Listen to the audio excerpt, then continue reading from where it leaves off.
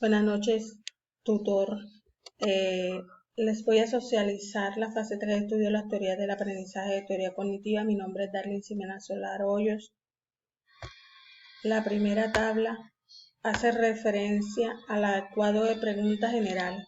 ¿Cuáles son los autores más representativos de la perspectiva cognitiva? Encontramos a Jean Piaget, psicólogo constructivo suizo. Sus estudios sobre el desarrollo intelectual y cognitivo del niño ejercieron una influencia esencial en la psicología evolutiva y en la pedagogía moderna. Elaboró la teoría acerca de la inteligencia sensomotriz. David Ausubel, psicólogo y pedagogo, llegó a convertirse en uno de los grandes referentes de la psicología constructiva. Como tal, ponía mucho énfasis en elaborar la enseñanza a partir de los conocimientos que tiene el educando. Jerome Brunner, psicólogo estadounidense, hizo importantes contribuciones en el campo de la educación, la teoría del aprendizaje cognitivo y la psicología cognitiva. Encontramos a Lev Vygotsky, psicólogo soviético, fue jefe de la orientación sociocultural, psicológica y soviética, con sus investigaciones sobre el proceso de conceptualización en los esquizofrénicos.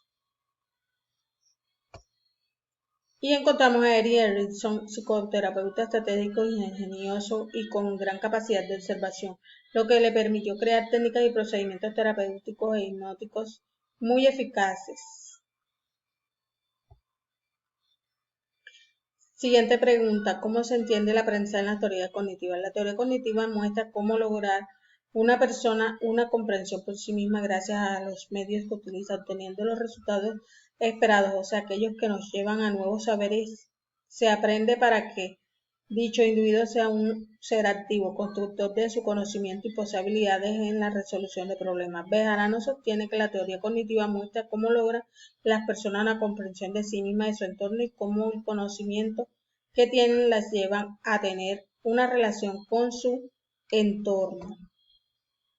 ¿Cuál es el rol del docente en la concepción del aprendizaje? Su rol es el de organizar y desarrollar experiencias didácticas que favorezcan el aprendizaje del educando. El educador es el encargado de promover las estrategias cognitivas y motivadoras de sus educandos a través de la experimentación que darán lugar al aprendizaje significativo, lo sostiene Cabrera. ¿Cuál es el rol del estudiante en la concepción del aprendizaje cognitivista? Es activo en su propio proceso de aprendizaje, ya que posee la suficiente competencia cognitiva para aprender y solucionar problemas. Él es el que debe aprender, interesarse en construir su conocimiento y relacionarlo con lo que busca de él mismo. ¿Cuáles son las estrategias didácticas pedagógicas que se usan en el cognitivismo? Las estrategias pedagógicas cognitivas, según Camacho, definen que permiten desarrollar una serie de acciones encaminadas al aprendizaje significativo de las temáticas de estudio. Las estrategias cognitivas son las que desarrollan el lineamiento metodológico que servirán para estimular el aprendizaje significativo del educando. Este tipo de estrategia trata de utilizar diversas herramientas que ayuden a fomentar el aprendizaje y desarrollar habilidades del niño y el alumno.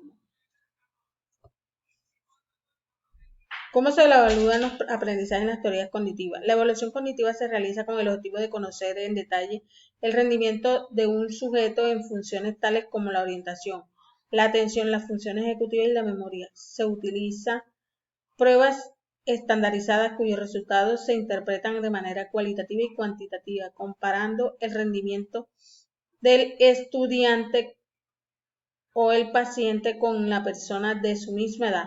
Esta evaluación puede solicitarse con el fin de obtener una descripción del perfil neuropsicológico del paciente y determinar las consecuencias cognitivas de las lesiones cerebrales y organizar un plan de tratamiento de rehabilitación cognitiva o dentro del proceso de renovación de la licencia de conducir. Segundo cuadro. Vamos a dar conceptos específicos sobre cognición. La cognición son aquellos aspectos básicos encargados ya sean de la atención o percepción como lo es el pensamiento. Un ejemplo podrá ser leer, lo cual conlleva un proceso cognitivo sobre lo que se está realizando. Para Piaget, el desarrollo cognitivo es una reorganización progresiva de los procesos mentales como resultado de la maduración biológica y la experiencia mental. Los niños construyen una comprensión del mundo que los rodea. Los procesos cognitivos, por lo tanto, son procedimientos que llevan a cabo el ser humano para incorporar conocimiento. En este proceso resulta de vital importancia factores como el aprendizaje, la atención, el razonamiento, la memoria, la resolución de problemas, la toma de decisiones y el procesamiento del lenguaje. La metacognición. La metacognición nos permite conocer y pensar en nuestros pensamientos, lo cual nos lleva a una reflexión de los mismos. Es la capacidad de las personas para reflexionar sobre los procesos del pensamiento y la forma en que se aprende, por ejemplo, reflexionar sobre sí, hacer una tarea de ciencias sociales complicada.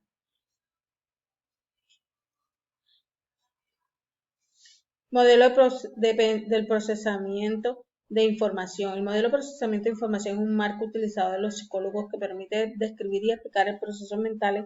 A su vez, permite la transformación de datos o pensamientos de información que pueden ser usados para la toma de decisiones. El modelo compara el proceso de pensamiento con el funcionamiento de una computadora. El proceso de información comienza desde los estímulos que llegan al aparato cognitivo a través de los 5 sentidos del ser humano. Por medio de la percepción y atención es llevada a la memoria a lo largo o corto plazo. Por ejemplo, aprender a sumar los números naturales. Primero, motivación para ellos que comenzar a aprender a sumar, valorando la utilidad de este conocimiento podría representar para nueva vida. Luego debemos activar nuestra atención selectiva que nos permita captar la información aportada mediante la explicación de docente, lo escrito en el tablero. Luego debo codificar la información en un lenguaje que sea comprensible para mí, atendiendo el proceso de los números y los signos que se utilizan para realizar las operaciones de adición.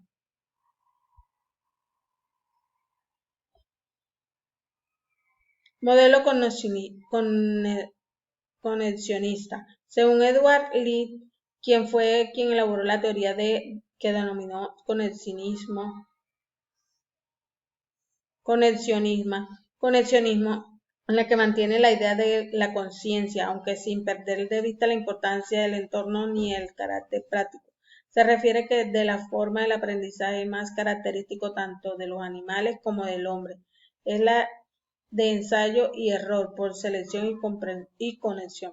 El modelo conexionista en el aprendizaje cognitivo considera que el cerebro es un procesador de información cuyos datos o aprendizajes pueden ser codificados, almacenados, transformados e inclusive eliminados, donde el objetivo principal es aprender de ellos. Ejemplo, percibir los colores. Bueno, procesos mentales o cognitivos. Según Uribe, Moncada y Ita Álvarez, para entender sobre los procesos mentales es necesario conocer que está derivada de la psicología cognitiva y del comportamiento del ser humano. Lyron menciona que los procesos mentales son una serie de conocimientos y además permite el procesamiento de información y analiza criterios, evaluando sus conocimientos complejos para jerarquizar y evaluar un modelo más válido. Teoría de la mente. Según Vygotsky, la teoría de la mente es la encargada de estudiar habilidades las cuales predice la conducta del ser humano, a su vez infiere en los estados mentales los cuales permiten el conocimiento anticipado del otro. Ejemplo, si observamos un globo se eleva hacia el cielo y un niño está llorando, automáticamente hacemos relación con el contexto. Somos capaces de por qué está llorando. Esta información va directamente hasta el cerebro. La tercera tabla es la aplicación de conceptos, la situación. Un educando del grado quinto de básica primaria presenta dificultad para entender los adverbios de tiempo y lugar, ya que confunde el uno con el otro. Esto persiste aun cuando el profesor encargado ha intentado explicarle de diferentes maneras teóricas y prácticas a través de ejercicios del libro y lectura de cuentos, leyendas. Sin embargo, este educando no los asimila, pues dice que son muy similares una categoría con la otra.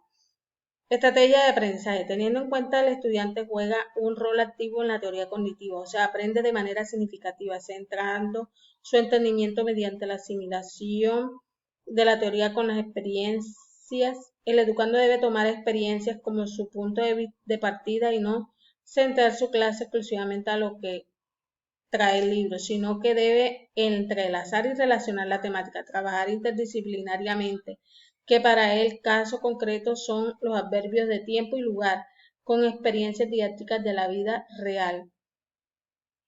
de tal manera que el alumno pueda entenderlo con facilidad y no sentirse desmotivado o frustrado en el intento si dado el caso que acierte o desacierte en su respuesta. Evaluación del aprendizaje. Estos aprendizajes serán evaluados constantemente a través de la observación diaria partiendo del avance del alumno. Se emplearán nuevas estrategias con el fin que el estudiante logre diferenciar e identificar correctamente los adverbios de tiempo y lugar. El alumno necesita de la relación experiencia, teoría y práctica para que su proceso de aprendizaje pueda funcionar de una manera óptima. El docente de aula evalúa al alumno mediante una serie de preguntas de caso a través de explicaciones u orientaciones claras, ejemplos demostrativos y selección de ejemplos y contraejemplos, los cuales resulten ser correspondientes, ya que de esta manera se emplean todas las herramientas necesarias una vez identificada la falencia de aprendizaje del alumno. Por lo tanto, se guía de una manera adecuada y eficiente el proceso de enseñanza-aprendizaje. Aquí encontramos las referencias bibliográficas del trabajo.